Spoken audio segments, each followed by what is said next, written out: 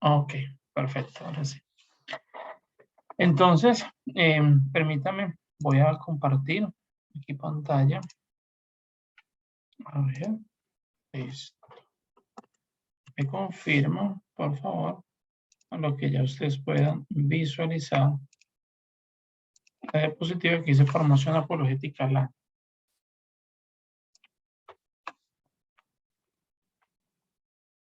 ¿Ya la pueden visualizar? Listo. Entonces, pues la idea, habíamos hecho un pequeño stop precisamente porque pues estaba toda la formación de la provincia en torno a lo que se refiere a la parte del método Biles y todo esto que ya estuvimos observando y escuchando. Entonces voy a hacer rápidamente un recuento como para ubicarnos, aunque yo sé que ustedes ya miraron sus cuadernitos o apuntes, pero permítanme hacer un breve recuento como para ubicarnos y poder lógicamente continuar con nuestra formación. Entonces, dentro de nuestra formación están tres temas que ya nosotros hemos visto. El primero hacía referencia específicamente a esos principios de apologética. Nosotros estuvimos hablando de cuál era esa definición de apologética. Decíamos allí que es precisamente esa defensa, no ataque, sino defensa de la fe, y que en lo particular es frente a aquellos cristianos protestantes. A eso estamos enfocados, porque se hace la defensa de la fe frente a no creyentes, no cristianos, frente a cristianos católicos, incluso, pero no, estamos frente, bueno, incluso hay católicos que critican mucho la iglesia, que parte de la defensa también frente a ellos, pero enfocada especialmente frente a nuestros hermanos esperados, ¿listo? Y mencionábamos que para que esta defensa de la fe se pueda avanzar, pues tiene como unas fuentes, una de las fuentes Sagrada Escritura, el magisterio, los argumentos teológicos, seguida por la historia y por el sentido común. Y culminábamos esa primera clase manifestando de las normas para dialogar con nuestros hermanos separados, entre ellas pues que deben hablarse con unos tiempos determinados, el respeto, definir una temática, en fin. Después de esa temática, de ese tema, estaba la siguiente clase que estuvimos nosotros trabajando, la clase número 2, que fue sobre Pedro y el papado. Y allí hablábamos de lo que implicaba el cambio de nombre, hablamos de Abraham, de Jacob, de Israel, hablamos de quién era Simón y que luego se convierte en Pedro, tomamos el pasaje bíblico Mateo 16, 18, y profundizamos de manera particular en ese pasaje bíblico, casi que lo desglosamos versículo por versículo en el Mateo 16 del 15 al 19, y comparamos allí con las citas bíblicas del Antiguo Testamento. Hablamos de la figura de Pedro como el que se encarga de la puerta, ¿no? de ser ese portero, el rey de las ovejas. Hablamos de que siempre Dios permanece, la salvación está allí, y mencionamos algunas citas bíblicas muy importantes, precisamente en la defensa de nuestra fe. Allí mencioné algunas del Antiguo, especialmente del Nuevo Testamento. Y la clase anterior fue precisamente, la clase número 3 fue Cisma de Oriente y lo que hace referencia a los ortodoxos. Y dentro de esto nosotros hablamos de lo que fue el Cisma de Oriente, hablamos de esa separación que se dio, hablamos de que dentro de esa separación pues hubo unos personajes importantes, Focio y Cerulario. Hablamos de manera especial, bueno, no recuerdo si sobre ello alcancé a comentar, pero hablamos en qué implicó la división, hablamos de unas diferencias que hay en cuanto a los ritos, en cuanto a ciertos pensamientos, en cuanto a algunas cosas similares a la liturgia. Hicimos como una comparación entre ortodoxos y católicos, incluso recuerdo que mostré algunas imágenes, y pues concluíamos afirmando que dentro de las iglesias que se han separado o dentro de los cismas que se han dado dentro de la iglesia, la que más se asemeja y la que más relación guarda y que es aceptada por la Iglesia Católica, una de estas es precisamente la Iglesia Ortodoxa. Y si ya de pronto pues tienen algunas dudillas sobre eso, tendrían que buscar dentro de las grabaciones que se han montado sobre esta temática. Y precisamente viene pues el tema del día de hoy, que es hablar de nuestra reforma protestante. Y aquí es fundamental porque muchas veces nos encontramos bastante con hermanos que se han separado del catolicismo y que lógicamente están guiados bajo esta reforma, que es la reforma protestante. Y para esto pues hay que partir hablando de algo fundamental y es hablar de unas situaciones como preliminares. Dentro de eso hay que situarnos inicialmente y afirmar de que la reforma protestante se da en el siglo XVI. Entonces el siglo XVI es fundamental porque es un siglo donde empiezan a aparecer nuevas ideas, nuevos pensamientos, donde ya se va saliendo de esa época medieval, donde solamente lo que primaba era lo que la iglesia decía y tenía la última palabra. No, ya empiezan a surgir nuevas tendencias de pensamiento y pues esto lleva a que, lógicamente, se vaya transformando la manera de pensar incluso dentro de la iglesia. Hay un tema particular sobre la indulgencia que ya más adelante voy a hablar.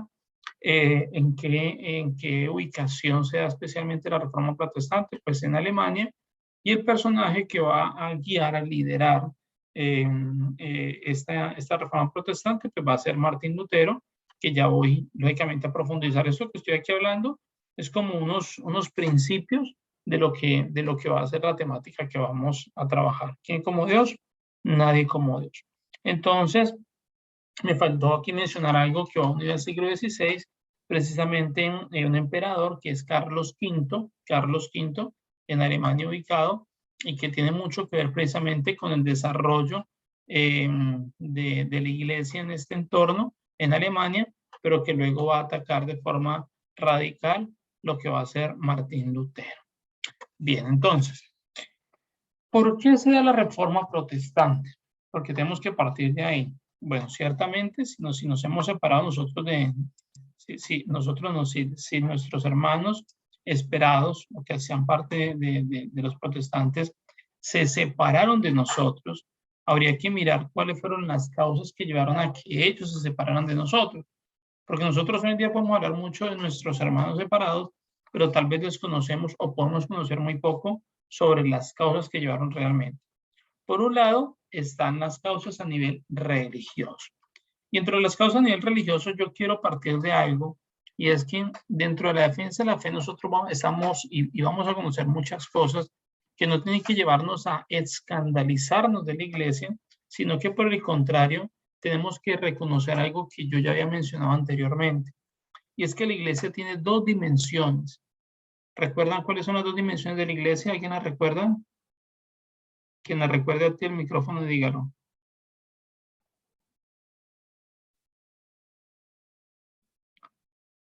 Bien, la iglesia tiene dos dimensiones. Una es la dimensión humana, porque pues está guiada, está liderada por personas humanas, ¿sí? Usted y yo pertenecemos a la iglesia. Y lo segundo es la dimensión espiritual, precisamente porque quien está a la cabeza de la iglesia, pues es el mismo Dios, el mismo Cristo, quien alienta pues el Espíritu Santo. Entonces es la dimensión humana y la dimensión espiritual. La dimensión espiritual, perfecto, no tenemos que discutir allí ante eso. En la dimensión humana, pues hay errores. No conocemos un ser humano 100% humano que no sea divino, que pues Cristo fue humano y divino, pero alguien netamente humano que no, que sea completamente perfecto, no lo hay, ¿cierto? Entonces, en ese orden de ideas, pues si somos seres humanos, seguramente hay errores que se cometen, y la iglesia también se han cometido algunos errores dentro de la misma. Vuelvo y digo, yo muchas de las cosas que menciono, no digan, uy, Cristian está atacando a la iglesia, no. Lo que yo menciono es con el ánimo de que nosotros conozcamos y conociendo las realidades que han ocurrido dentro de la iglesia, porque no podemos negar la historia, pues podamos entender un poco algunas situaciones que tal vez han tenido fundamento, razón, o que tal vez no se supieron manejar. Por un lado, está la excesiva posesión de riquezas por parte de la iglesia. Y aquí voy con esto, a que la iglesia acababa de salir de una época que era la época medieval. Y en la época medieval la iglesia empezó a crecer mucho, a expandirse, a tener una relación fundamental con el poder, con la parte política, y pues esto también llevó a que la iglesia en sus riquezas y en sus terrenos fuera pues bastante grande. Con decir que los grandes terratenientes de ese entonces pues era la iglesia. Los grandes territorios que había pertenecían a la iglesia. Y lógicamente pues este crecer en riquezas pues también de una u otra manera iba a desviar o ya sea la mirada o la atención de los que estaban guiando a la iglesia o de aquellos que estaban en la iglesia dejándose guiar por los pastores, ¿sí? Entonces, esto en principio cuestiona mucho a Martín Lutero y va a criticar especialmente esa excesiva posesión de riquezas de parte de la iglesia.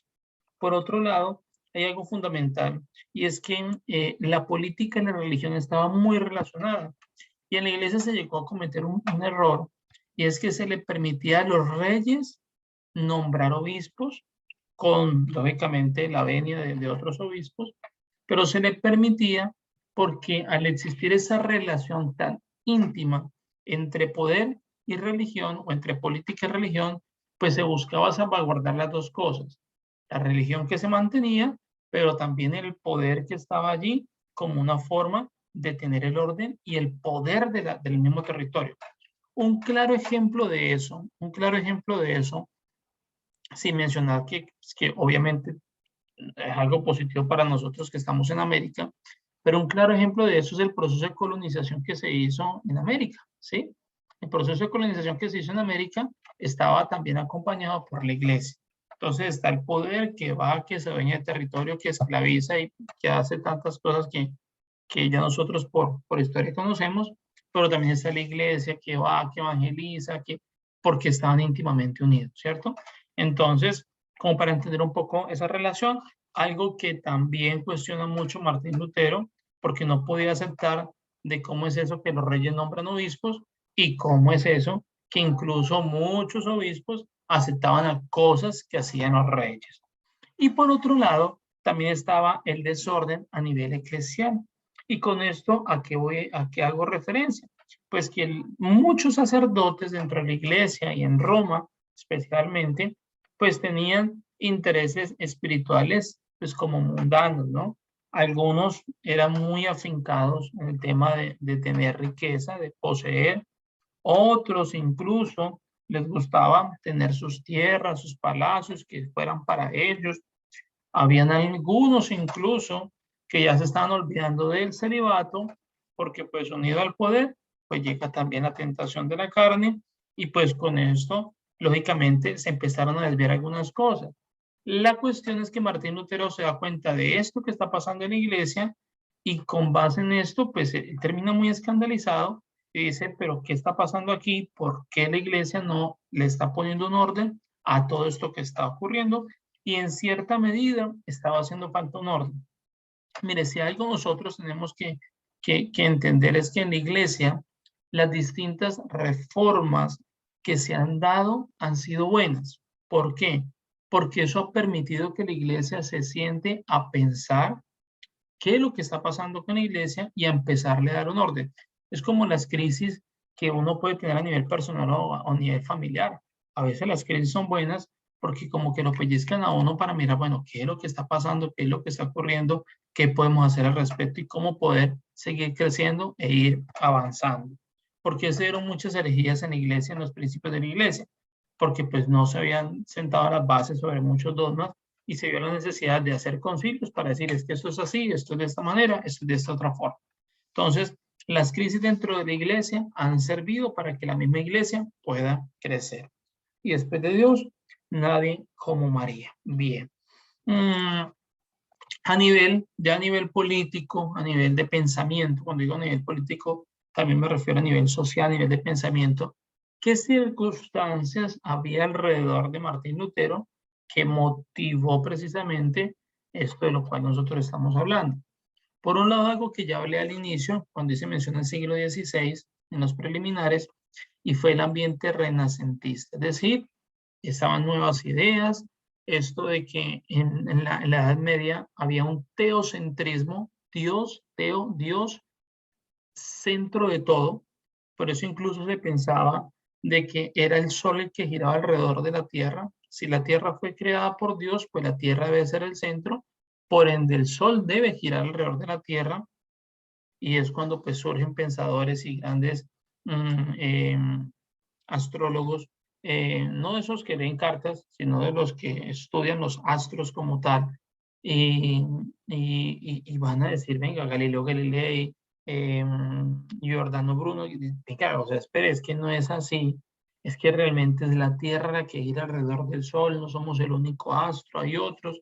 Entonces, pues esto en su momento va a escandalizar, pero con el pasar del tiempo van a surgir muchas ideas que ya se va a pasar de ser un teocentrismo a pasar a un antropocentrismo, es decir, ya no es Dios el centro de todo el pensamiento, de todo lo que acontece, sino que ya es el hombre lo que realmente importa. Y al ser el hombre lo que realmente importa, pues Dios se deja un poquito de lado. Entonces ya empiezan a mirar desde que sí, el hombre tiene una dimensión espiritual, pero también tiene otra serie de dimensiones que hay que explorar, que hay que analizar, y ya como un pensamiento empieza a ser un poco libre. A nivel literario, pues también está toda la literatura renacentista que va a surgir, está un poco allí también el romanticismo, también cómo va a generarse el humanismo, en fin, los que de pronto pues conocen un poquillo sobre eso, recuerdan lo que uno ve por allá en secundaria. Pero entonces todas estas ideas centradas en el hombre van a desviar un poco esto de que era Dios el centro de todo. ¿En cierta medida fue bueno? Sí, fue bueno. ¿Por qué? Eso lo aprendí yo en el seminario, lo hizo un sacerdote. Era necesario que ocurriera un cambio de pensamiento de teocentrismo a un antropocentrismo. Sí, era necesario. ¿Y por qué era necesario? Porque cuando había el teocentrismo, la ciencia no estaba avanzando. Y fíjese cuántas cosas tan positivas y tan buenas hemos podido sacar de la ciencia. Y es precisamente cuando empieza a centrarse el pensamiento no solamente en Dios, de que no solamente la iglesia tiene la razón en todo, sino de que hay otras cosas que se pueden explorar, analizar y descubrir, y por ende es a partir de eso que la ciencia se empieza a desarrollar, ¿sí? Entonces, en cierta medida, las ideas del Renacimiento también han sido muy buenas porque han hecho un aporte significativo al desarrollo de la humanidad. Y después de Dios, nadie como María. Hasta ahí me he dado a entender, los he embolatado, confundido. Vamos bien, bien. Perfecto. Si alguien llega a levantar la mano y yo no doy la palabra, me dicen porque pues de pronto no alcanzo a visualizar acá. Bien. Dentro de estas ideas, dentro de estas causas políticas o de pensamiento, aparece algo fundamental que se va a llamar la teoría de la justificación. Y cuando hablo precisamente de la teoría de la justificación, es algo específico sobre Martín Lutero. Y es que Martín Lutero va a manifestar qué es lo que realmente va a justificar la salvación del hombre y va a centrarse y va a afirmar ahí es que el hombre se salva solo y únicamente por su fe, no por sus obras. Oigan esto, Martín Lutero afirma esto dentro de la teoría acerca de la justificación. La salvación del hombre será solo por la fe, no por las obras. Eso lo dice Martín Lutero. En contra de una de la carta de Santiago, ¿no? Ya que dice que el hombre por su naturaleza no podía hacer nada bueno, sino que pecaba todo el tiempo. Imagínense eso. Y aquí eso nos permite visualizar algo fundamental, que yo voy a hablar más adelante, precisamente Martín Lutero, solamente aquí hago mención, y es que Martín Lutero era muy escrupuloso. Y el ser tan escrupuloso le llevó a tener este tipo de pensamiento. Esto que acabo de leer, el hombre por su naturaleza no puede hacer nada bueno, sino que peca todo el tiempo. Eso lo afirma Martín Lutero. Y lógicamente, pues este tipo de pensamiento de que pues si tengo fe me salvo, pues se convirtió en una excusa para que muchos clérigos estuvieran como muy de acuerdo con él. Entonces, pues si yo la embarro con las posesiones, si yo la embarro con el tema del celibato, si yo la embarro, igual me voy a salvar porque es que yo creo en Dios, ¿sí? Dios lo es todo para mí y mi Diosito y en fin, y yo me salvo, ¿cierto? Por otro lado, también está dentro de esas causas políticas, pues el poder que los reyes tienen frente a la fe y frente a las riquezas. Recuerden que yo lo mencioné al principio. Entonces, algunos reyes, algunas personas que estaban dentro del poder también quisieron irse por la línea, apoyar un poco a Martín Lutero, porque lo que le interesaba era tener la gente tranquila. Si la gente está de acuerdo con Martín Lutero y está de acuerdo con esta serie de sacerdotes que quieren rebelarse frente a la iglesia, pues yo para qué me pongo a ir en contra de ellos, porque la iglesia tiene aún mucho poder. Y si yo lo respaldo a ellos dentro del poder, pues yo no me voy a tumbar en el lugar o en el butaco que estoy, ¿sí? Y así es como se mueve la política. Entonces es importante nosotros comprender un poquito esto. Ahora bien, ¿quién fue Martín Lutero? Importante nosotros conocer un poco sobre quién fue Martín Lutero. Entonces Martín Lutero nace de unos padres que eran pobres, nace en una ciudad llamada Eisleben, en Sajonia, nace el día 10 de noviembre de 1483. Él, por, eh, digámoslo así, citado un poco también por su padre, empieza a hacer estudios en Derecho y en Filosofía, pero con el pasar del tiempo él no logra terminar alguno de estos estudios y debido pues a la muerte repentina de dos grandes amigos de él, pues él decide dejar a un lado esto y convertirse más bien en un religioso. Y es allí cuando él entra a la Orden de los Agustinos en el año 1505 en la ciudad de Erfurt, en Alemania. Entonces entra a la Orden de los Agustinos y empieza pues a conocer sobre la Iglesia Católica y pues, a hacer su desarrollo normal. Él era un sacerdote. Martín Lutero fue un sacerdote de la Iglesia Católica, ¿sí? Ordenó sacerdote en el año 1507. Entonces fíjese que entra a la orden en 1505 y a los 2 años se ordena sacerdote. Esto era, en algunas cosas era muy común que antiguamente no tardaban tanto tiempo en ordenarse sacerdotes. Hoy en día tardan mínimo 8 años, máximo 12, 14 años. Antiguamente no, antiguamente eso era así. Conozco el caso de un sacerdote y está vivo, ya lleva como unos 40 años de sacerdocio, y él hizo estudios de filosofía y había ayudado mucho en la parroquia, un hombre pues, muy consagrado de testimonio, y pues un día decidió hablar con su obispo, que él quería ser sacerdote, y el obispo lo mandó a estudiar un año. En un año estudió y ya se hizo sacerdote, ¿sí? Entonces, y así lo determinó ese obispo. Y pues, gracias a Dios, un sacerdote muy entregado, muy santo, y dice que fue en el crecer dentro de su vocación sacerdotal que vino a conocer muchas cosas que no conoció en el seminario. Cierro paréntesis. Martín Lutero también fue profesor de filosofía. En el año 1511 va a viajar a Roma y llega muy desilusionado a su regreso, que fue lo que ya les conté que él vio en Roma. Por un lado, la excesiva posesión de riquezas, por otro lado, este desorden que había en muchos sacerdotes. Una vez regresa, él decide hacer estudios en teología, se convierte en doctor de teología en el año 1512, pero siempre, y aquí viene esto, siempre sintió mucho temor al pecado. Él se sentía una persona muy escrupulosa. Él sentía que por más sacrificios, por más oraciones que hacía, él siempre estaba manchado a nivel espiritual. Es como esa persona que tiene esa excesiva tendencia a la limpieza, que siente que tiene que a toda hora estar limpiando y que así se lave las manos 4 o 5 veces, aún cree tener las manos completamente sucias, ¿no? Entonces, este pensamiento de ser tan escrupuloso a nivel espiritual, pues le llevó a creársele una idea muy errada, y era que la ley de Dios es impracticable, es decir, lo que Dios ha mandado no se puede practicar. Y en pocas palabras, pues así pecador soy, así pecador me mantengo. Es decir, fíjense cómo algo que en principio podría estar bien, al exagerarse, termina desviando a la persona. ¿Quién como Dios? Nadie como Dios. Y también profundizó estudios en Biblia, especialmente en la carta a los Romanos, capítulo 1, versículos 16 al 18. Ahí les dejo a ustedes de tarea para que echen una revisadita que dice este pasaje bíblico. Romanos, capítulo 1, versículo del 16 al 17. Bien. Entonces, como para conocer un poco la figura de Martín Lutero. ¿Hasta ahí alguna pregunta? ¿Alguna duda? ¿Algo que yo no haya explicado? ¿Que no no me haya dado yo a entender?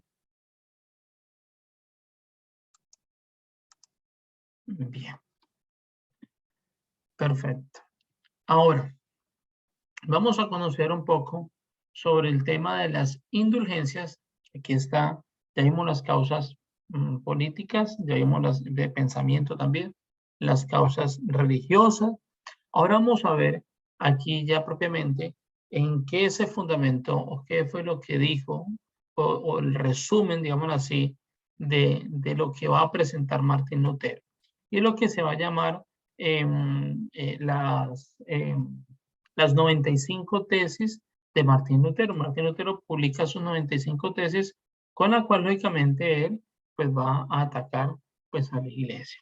Entonces, por un lado, en el año 1514 había un Papa León X, publicó las indulgencias, me quedó mal escrito, pido que me disculpen, la indulgencia plenaria se puede otorgar a cualquier persona si cumple 3 requisitos.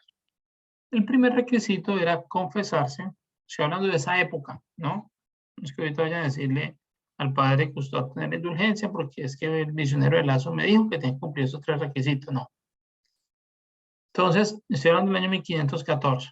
Primero, confesarse. Segundo, comulgar. Y tercero, dar una limosna proporcional a sus riquezas. Es decir, que una persona que no tenía mucho, pues algo proporcional a lo que tenía, pero una persona que tenía bastante, tenía que dar bastante. El fin de esto era poder terminar las obras de San Pedro en Roma. Resulta que Martín Lutero empieza pues, con el tiempo también como a masticar mucho este tema de las indulgencias y le cuestiona mucho porque él siente que es como si se vendiera la indulgencia, ¿sí? O sea, es como si se vendiera la bendición de Dios, en pocas palabras. Entonces yo pago para recibir el perdón, ¿sí? Porque si yo me confieso y comulgo, pero no doy nada, pues no me voy a perdonar. Dios no me va a perdonar a mí, ¿cierto? En pocas palabras es eso. Y adicional les dice, ¿qué necesidad la iglesia de empezar a acumular tanta riqueza? O sea, es que tratemos de dimensionar esto a nivel eclesial. Entonces, a nivel eclesial, ¿cuánto no se habría de recoger? Uno diría, en principio hay una obra muy buena, que es la obra de San Pedro en Roma. Sí, claro, pero tal vez no fue la manera más idónea de buscar esta ayuda. Hoy en día está la ofrenda papal del óvulo de San Pedro. Yo creo que usted de pronto lo conoce. Es una ofrenda que se recoge el viernes en la adoración de la cruz. Y esto tiene un fin importante que es ayudar muchas de las obras que la iglesia tiene, ¿cierto? Algo así de pronto se iba a haber pensado si se quería hacer esto, esta acción de terminar todo lo que es la obra de San Pedro en Roma, pero de pronto esta forma no fue la más idónea. Entonces Martín Lutero, queriendo atacar la iglesia, entonces tiene de telón allí para atacar la iglesia el tema de las indulgencias, tiene la excesiva posesión de las riquezas, tiene allí respaldado también ese desorden que había muchos sacerdotes, que había gente que no estaba de acuerdo y que muchos sacerdotes y obispos decían, pero ¿cómo es posible que en la iglesia permitan esto? Aquí hay que mirar qué se va a hacer realmente, hay que tratar de dar un orden. Por otro lado, pues el hecho de que el pensamiento estaba avanzando, de que tenía gente en el poder que apoyaba lo que realmente se diera alrededor de Martín Lutero. Entonces, cuando él decide exponer y sustentar sus 95 tesis. Yo no voy a exponer ahorita las 95 tesis porque seguramente nos dan a las 10 de la noche y no hemos terminado. Pero ¿en qué se resumen las 95 tesis y sacando lo más importante? Número 1, solo escritura. Y cuando decimos solo escritura, es decir que ya allí Martín Lutero va a atacar de raíz una de las 3 bases de la fe, que se llama Sagrada Tradición. Es decir que para Martín Lutero vale solo y únicamente lo que está en la Biblia. Si no está en la Biblia, no tiene valor eclesial. Entonces ya quita de raíz algo que hace parte de lo que hemos visto en San Lorenzo, de ese trípode, ¿no? De esas 3 paticas, desde la Sagrada Tradición, la quita de raíz. Segunda idea que podemos extraer de las 95 tesis de Martín Lutero, libre interpretación.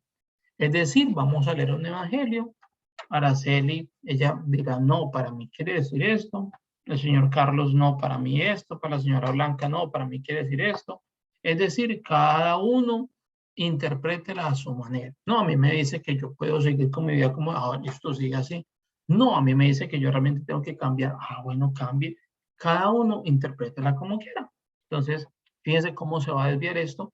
Y este puntico en particular, la libre interpretación, es lo que ha llevado a que desde esa reforma Martín Lutero se dé una cantidad de divisiones dentro de lo que separó Martín Lutero inicialmente, ¿sí? Más de 1000 separaciones se han dado a razón de esta libre interpretación. Incluso en Colombia llegué a ver un anuncio en una ciudad, se llama Ibagué, una vez que fuimos y estaba la obispa o como una pastora y que ella pues tenía una comunicación especial con Jesús y que los que hacían parte de esa iglesia realmente se iban a salvar y porque en las manos de ella estaba a guiar realmente a la iglesia como tal. ¿Eso dónde sale? De la libre interpretación, ¿sí? Y por otro lado, también podemos resumir dentro de esas 95 tesis algo fundamental y es solo fe. En pocas palabras, pongo entre comillas las palabras, las abrí, me olvidó cerrar las comillas, las palabras de Martín Lutero: peca mucho, pero cree mucho y a ti así te salvarás. Eso era lo que pensaba Martín Lutero.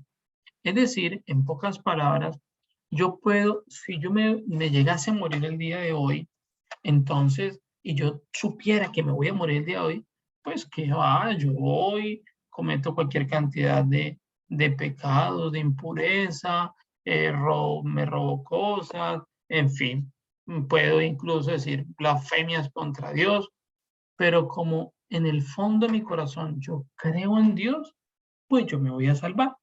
Peca mucho, pero cree mucho y así te salvarás.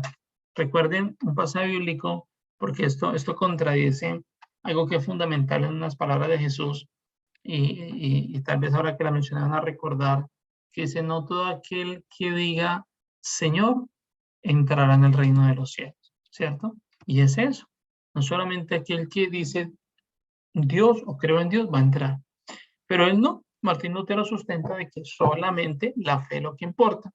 Esto basado en qué? En el hecho de ser tan escrupuloso, ¿sí? De que él sentía que por más de que hacía se sentía muy pecador, pues lleva a esto. Y por otro lado, pues él con este pensamiento y alrededor sacerdotes bien, como dice, bien desviados de su razón de ser como sacerdote, pues termina apoyándolo, diciendo: hey, sí, Martín Lutero, eso es muy cierto, la fe es lo único que nos salva. Venga, que quiero estar con estas 2 o 3 mujeres y ahorita voy a celebrar la misa. En pocas palabras es eso, suena feo, pero es la verdad. Continuamos. Ok. Ahora, frente a todo esto que ocurre y que va a exponer él, y con lo cual se va a dar esa reforma protestante y esa separación, pues va a surgir lo que es la redacción de la iglesia. Es decir, bueno, eso ocurre, Martín, ya vimos las causas, el telón de fondo, ya vimos qué fue lo que hizo Martín Lutero, con lo cual pues hace que muchos se separen.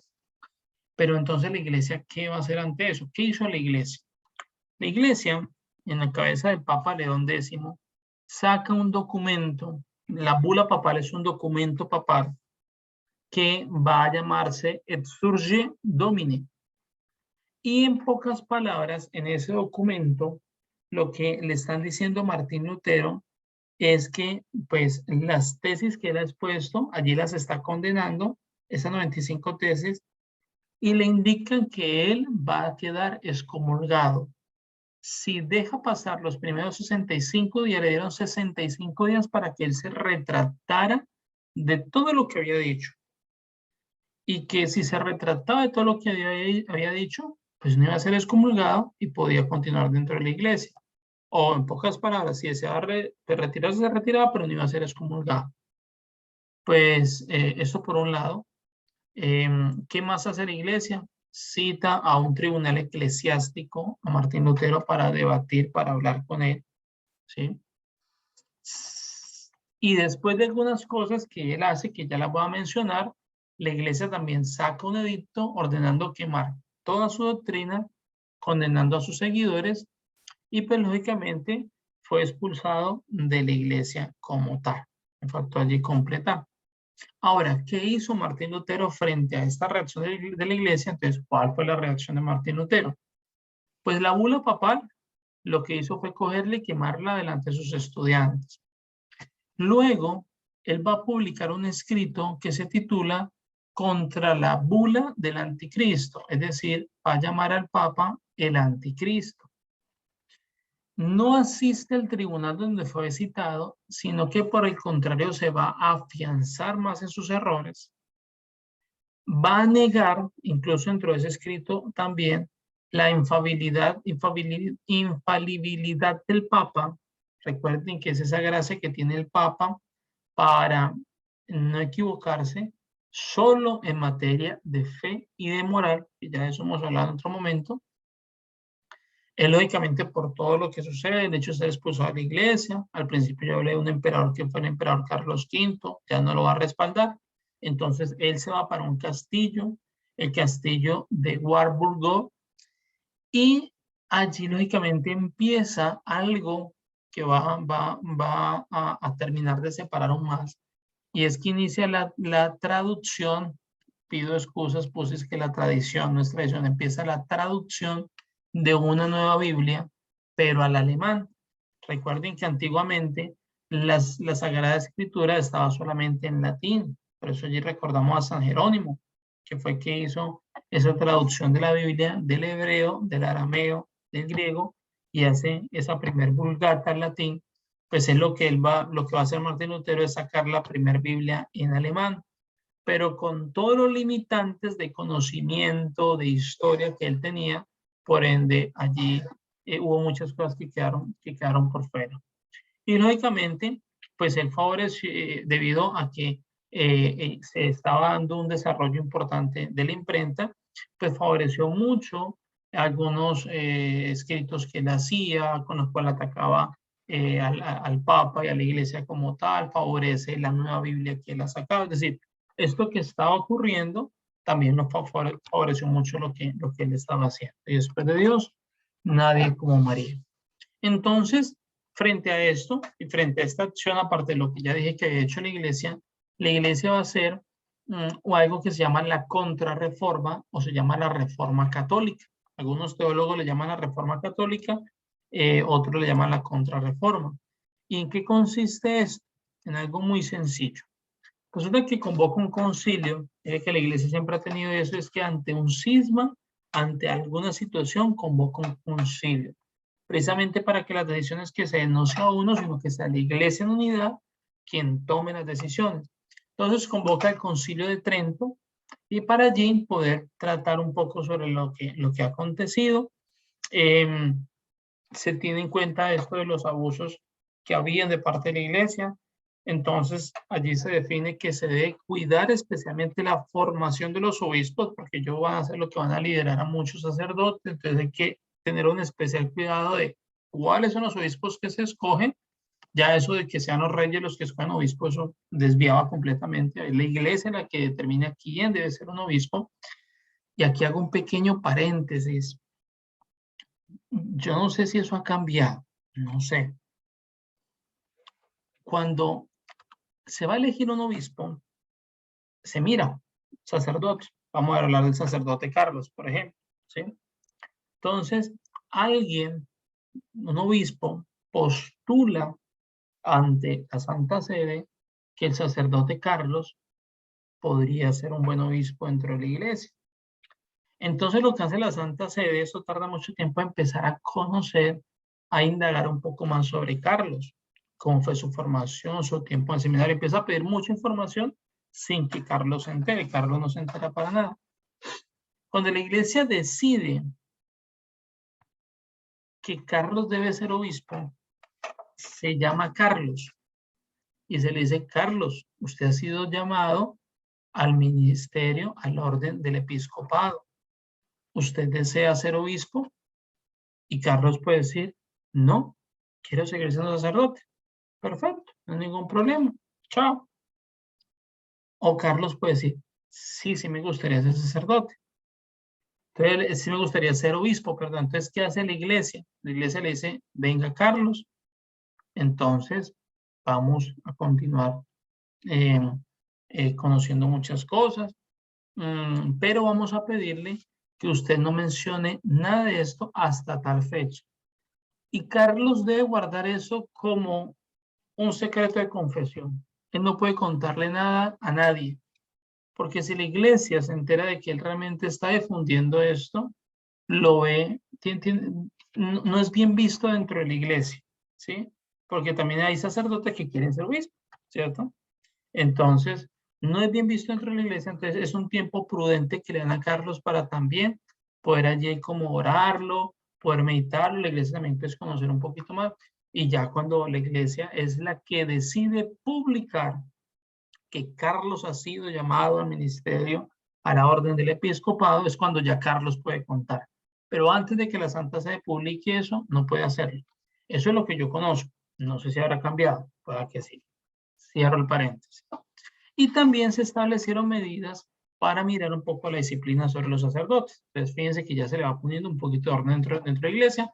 En pocas palabras, escribe el Concilio de Trento, lo que Martín Lutero está diciendo o lo que él está afirmando frente al comportamiento de la iglesia está en lo cierto, ¿sí? Es decir, hay cosas que hay que ponerle orden aquí a la iglesia. Se crearon seminarios para que los nuevos sacerdotes tuvieran una preparación religiosa adecuada para poder enseñar la fe católica, y no esto de que entraban y que a los 2 años ya se hacían sacerdotes. Por eso es que ya se convierte en esto de que la formación es más amplia. Entonces hay sacerdotes que son los sacerdotes diocesanos, sacerdotes que se mueven solo dentro de una diócesis, te los van moviendo de una parroquia a otra.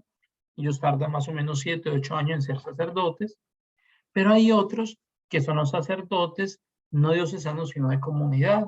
Entonces el padre que hoy puede estar aquí en Houston, pero mañana lo pueden mandar para Canadá, y después va al África, y después lo mandan a Colombia, y después vuelve aquí a Estados Unidos, pero no a Houston, sino que lo mandaron a Denver y a otra ciudad, y los están moviendo, ¿sí?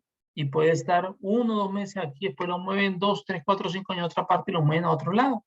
Entonces no están limitados a un sitio, a una diócesis como tal, sino que a donde la comunidad lo quiera mandar. Y los sacerdotes de comunidad tienen algo en particular, y es que todas las posesiones son para la comunidad.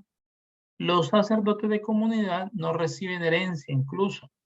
Si le van a dar herencia, esa herencia la destina para su comunidad. Y la comunidad se encarga de sostener al sacerdote, de darle lo que necesite, y él todo lo que tiene lo entrega a la comunidad. Es un estilo de vida muy, muy bonito en particular. Entonces, se crearon estos seminarios. Entonces, hubo allí 2 acciones o 3 acciones importantes. Cuidar la formación de los obispos, disciplinar a los sacerdotes y mirar a los que llevan a ser sacerdotes, están en el proceso de formación, hacerlo más extensivo para que conozcan realmente esto de la fe y poder también analizar un poco a los mismos sacerdotes. Y ya esto es muy puntual, que fue lo que se reafirmó frente a la doctrina católica, pues en respuesta de Martín Lutero. Primero, se rechazó la idea de la Biblia como fuente única de doctrina. Tenemos una fuente que no solamente la doctrina, no solamente la Sagrada Escritura, sino también la Sagrada Tradición y el Magisterio. ¿Listo? Segundo, la salvación es por gracia de Dios mediante la fe y las obras juntas, dice la Iglesia. Es decir, si nos queremos salvar, no solamente basta con tener fe, sino también con las obras que nosotros realicemos. Entonces, muéstrame tu fe sin obras, que yo por mis obras te mostraré mi fe, dice la carta a Santiago. Entonces, es importante, del apóstol Santiago, es importante que nosotros tengamos esto presente. Si queremos salvarnos, fe y obras. Tercero, algo sobre la Eucaristía, y voy a hacer ahorita mención. Resulta que Martín Lutero manifestaba, llegó incluso dentro, o llegó como a dar a pensar dentro de lo que llegó a exponer, que la Eucaristía no se hacía como no era la conmemoración nuevamente de lo que era la pasión y muerte y resurrección de Jesús, sino que simplemente era como un recordar allí, como un recordar lo que había acontecido. Entonces la iglesia dice, no, la Eucaristía se definió dogmáticamente como la consagración del pan en el cuerpo de Cristo y el vino en su sangre. Es decir, realmente hay cuerpo y sangre de Cristo en la Eucaristía. Por eso es que las comunidades protestantes, con el pasar de los años, ellos no celebran la Eucaristía. Ellos celebran la fracción del pan, ¿sí? Y la hacen en algunos momentos, en ciertas fechas, se reúnen y comparten un pan y demás, pero ellos no celebran la Eucaristía, porque fue la tendencia de Martín Lutero. Entonces la iglesia dice, no, la celebración de la Eucaristía, allí es el pan y el vino, es verdadero cuerpo y verdadera sangre de Jesús. Se renueva místicamente y sacramentalmente el sacrificio de Cristo en la cruz. Cuarto, La veneración de las imágenes icónicas que están en los cuadros o las reliquias fueron confirmadas como práctica cristiana junto a la existencia del purgatorio. Si algo en lo cual no creen nuestros hermanos esperados es en el purgatorio, ya más adelante vendrá otra clase que es sobre la defensa del mismo, y se unificaron los ritos de la Iglesia Católica Occidente, es decir, la famosa misa tridentina, se buscó que fuera un solo rito para que no se empezara a desviar la Iglesia. La contrarreforma, adicional a eso, también generó pues que dos cosas importantes, y ya con esto termino, y que de pronto ustedes conocen un poquito sobre esto. La contrarreforma alimentó un renacer en el catolicismo, impulso que se manifestó en el reavivamiento de las antiguas órdenes religiosas. Yo creo que ustedes de pronto han escuchado hablar de los carmelitas descalzos, han escuchado o han visto, han compartido con ellos. Y que pues estuvieron muy reforzadas especialmente allí por Santa Teresa de Jesús y San Juan de la Cruz, los grandes escritores místicos que también aportaron mucho a esta respuesta de la iglesia. Entonces fíjense cómo muchos, incluso los mismos agustinos o agustinianos, ellos también hacen una reforma dentro de la iglesia, pero no con el ánimo de separarse de la iglesia, sino venga, realmente la iglesia necesita, ayudemos a reformar esto, pero aportando para que crezcamos, ¿sí? No es para separarnos como tal. Perdón, la orden religiosa que más ayuda prestó a la contrarreforma católica fue una comunidad que de pronto también ustedes han escuchado, que se llama la Compañía de Jesús, fundada por San Ignacio de Loyola. Si no han escuchado la Compañía de Jesús, han escuchado a San Ignacio de Loyola. Y pues de esta, pues también hay muchos teólogos que incluso algunos de ellos participaron en el Concilio de Trento. Entonces, fíjense cómo pues todo esto ha llevado a que pues realmente podamos nosotros comprender de que sí existe una reforma. Ya tenemos como una idea un poco más amplia de qué pasó en la reforma. Simplemente permítame leerles algo particular, porque si hay una característica de Martín Lutero, es que Martín Lutero no atacó a la Virgen María. Incluso es algo que yo personalmente me cuestiono, porque muchos de nuestros hermanos esperados atacan a la Virgen María. Fíjense que dentro de las respuestas que dio la iglesia a Martín Lutero, en ninguna se está hablando de forma particular sobre la Virgen María. Habla de las imágenes y habla de las reliquias, pero no está hablando de la persona de la Virgen María, porque es que él no la atacó. Que eso es lo que pues, me cuestiona a mí mucho, que digo, si ellos tienen a su fundador, que Martín Lutero, ¿por qué no se guían por la línea de él? Hay 5 afirmaciones muy interesantes de Martín Lutero sobre la Virgen María. La primera afirmación, dice Martín Lutero que María es madre de todos. Voy a leer las palabras de él, que fue en un sermón que hace en Navidad del año 1529. Dice, palabras de Martín Lutero: María es la madre de Jesús y madre de todos nosotros, aunque Cristo solamente fue quien reposó en su regazo. Si Él es nuestro, deberíamos estar en su lugar, ya que donde Él está debemos estar también nosotros, y todo el que tiene el deber ser nuestro. Y su madre también es nuestra madre. Es decir, somos hijos de María, así como Cristo es hijo de María, nosotros también. Pero Él fue el único que estuvo allí en su vientre. Segunda frase de Martín Lutero en el año 1531. Oiga, 1531. Estoy dando datos de fechas después de que haberse separado, después de haberse separado de la Iglesia Católica. A María nunca podemos honrarla lo suficiente, dice Martín Lutero. María es la mujer más encumbrada y la joya más noble de la cristiandad después de Cristo. Ella es la nobleza, sabiduría y santidad personificadas. Nunca podremos honrarla lo suficiente, aun cuando ese honor y alabanza debe serle dado en un modo que no falte a Cristo ni a las Escrituras. Imaginen eso. Es decir, se le honra a la Virgen María, pero sin faltar al honor y a la honra que merece Cristo y merecen las Sagradas Escrituras. Fíjense que entre muchas cosas, aquí no voy a hablar de la iglesia porque pues ya se ha separado. Hay otro sermón que no está al año, pero sí está en uno de los libros que él escribió en el volumen 24, página 107, Sermón de la Concordia. habla de que María es madre de Dios. Ella con justicia llamada no solamente madre del hombre, sino también la madre de Dios. Es cierto que María es la madre del real y verdadero Dios. ¿Mm? Y cuando no atacan que María no es la madre de Dios, y su fundador dice que sí. Año 1527, fue concebida sin pecado original. Óiganse esto, Martín Lutero afirma que María fue concebida sin pecado original, año 1527. Mire lo que dice él. Es dulce y piadoso creer que la infusión del alma de María se efectuó sin pecado original, de modo que en la mismísima infusión de su alma, ella fue también purificada del pecado original y adornada con los dones de Dios, recibiendo un alma pura infundida por Dios. De modo que desde el primer momento que ella comenzó a vivir, fue libre de todo pecado. Qué palabras tan bonitas sobre la Virgen María. Escuchar cómo defiende el hecho de que nuestra Madre Santísima fue concebida sin pecado original. Y una última frase de Martín Lutero en el año 1539, y que esto sí mata a raíz muchas de las cosas que dicen nuestros hermanos separados, que, o sea, yo digo, ¿cómo si tiene su... Nosotros tenemos a Rodrigo y nosotros mencionamos las palabras de Rodrigo, nos dejamos guiar por Rodrigo y sabemos que está nuestro Cristo, es, el que ha fundado la iglesia. Digo, pues si para ellos está su fundador, que Martín Lutero, ¿por qué no lo siguen en este aspecto? O sea, de verdad que se dejan confundir y a mí me cuestiona mucho eso. Miren esta última.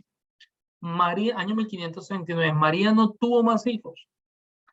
Cristo fue el único hijo de María y la Virgen María no tuvo otros hijos aparte de él. Me inclino a aceptar a quienes declaran que los hermanos realmente significan primos, allegados. Aquí ya que el escritor sagrado y los judíos en general siempre llamaban hermanos a los primos o aquellos parientes más cercanos. Bien, entonces fíjese cómo esto, palabras tan bonitas como él defiende pues a la misma Virgen María y este ver una realidad distinta. Entonces, ya aquí tenemos unos argumentos para nosotros hablar sobre esto. Voy a darles el enlace de donde yo tomé estas frases. Hace mucho tiempo las busqué y siempre aquí